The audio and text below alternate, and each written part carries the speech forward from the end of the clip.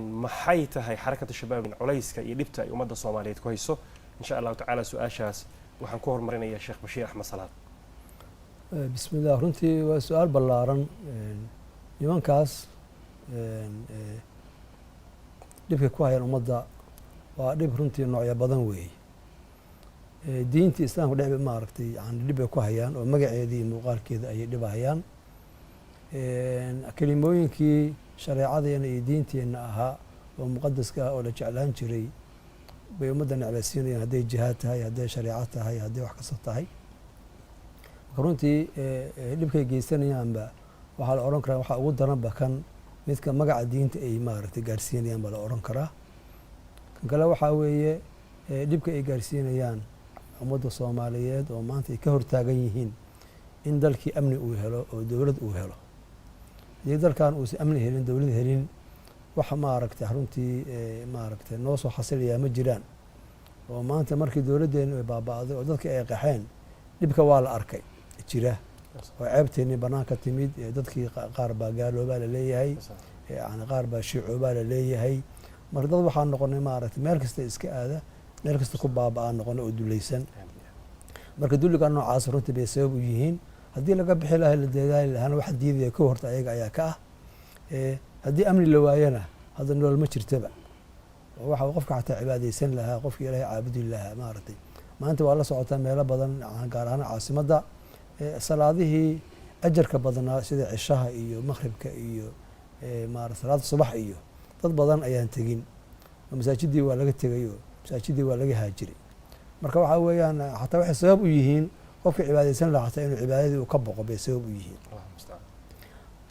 haddii maxaan ku rahaa maaragtay la shaqaysan lahaa oo qofku maaragtay shaqaysan lahaa shaqadii iyo meeshii la mari lahaa kulli waa laga baqayaa. waxbarashadii haddii la aadi lahaa maanta waa maqlaysay shalay arday bas saaran ayaa ku baaba'day. marka waxaa qofkii baxaa talma soo noqon doona iyadoo la leeyahay ayuu baxaya, ama cibaado ha ahaado ama camal kale ha aado. marka runtii niman la odhan karo noloshii o dhan bay shideen baa la odhan karaa oo dab ku shideen. runtii ayaa la odhan karaa nimankaasi waxay reebeenna ma laha, waana waxay cabaar soo wadeen.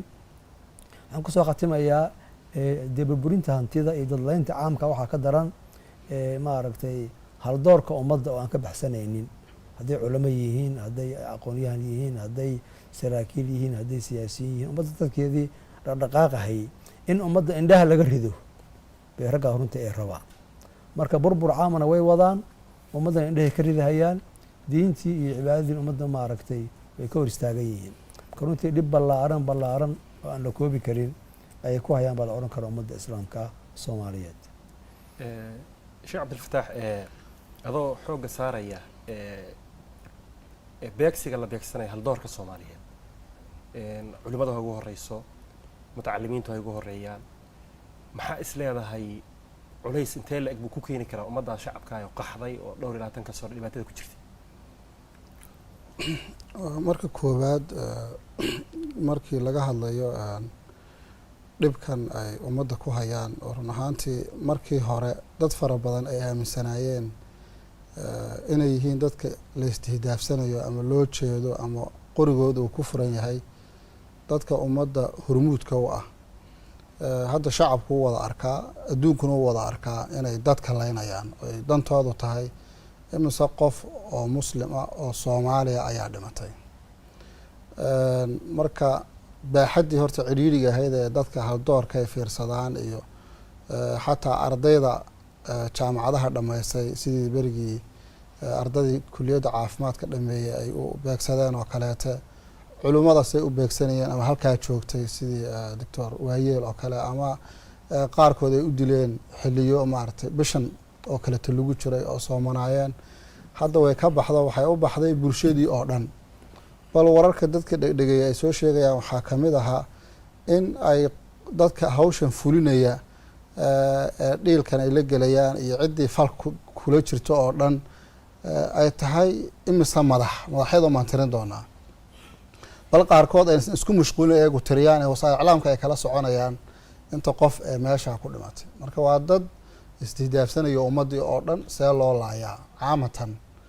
si gooni ahaan waxay usii isdaafsanayaan ummadda kolba ciddii kur u ah ee ama ayaga xumaantooda muujinaysa ama quluwigooda iyo say diintii ugu xadgudbeen dadka u iftiiminaysa ama ummaddii haldoor u aho oo meelun kaga soo baxaysa ummadda ama cilmi ama madaxtinimo ama suldaannimo iyo wixii lamida markii ummadda marka kurka laga guro dee sidii nabigu inoo sheegay caleyhi afdal salaatu waataam tasliim waxay yeelanayaan dadku ru'aasa juhaal ah marka ru'aasadii juhaasha ahayd oo ficlan hadda meelaha noocaasa ku ururtay oo fiqi la-aan iyo dulcarar ay diintii ku hayaan wax ku wada ayaa ummaddii hormuud u noqon kadibna fa adalluu wadalluu ayaguna way dhumayaan ummaddiina way dhuminayaan marka haddii culimmadii iyo waxgaradkii iyo odayaashii iyo cuqaashii iyo dadkii bermageeda ahayd nag laga dhigo meeshii waxaa imanaya inay dad maaragtay aan u qalmin inay ummaddii hormuud u noqdaan ay booskii soo buuxiyaan marka dhibkaas ayaa ka dhalanaya inay dadkii meesha iskoogu soo hadhay ay noqdaan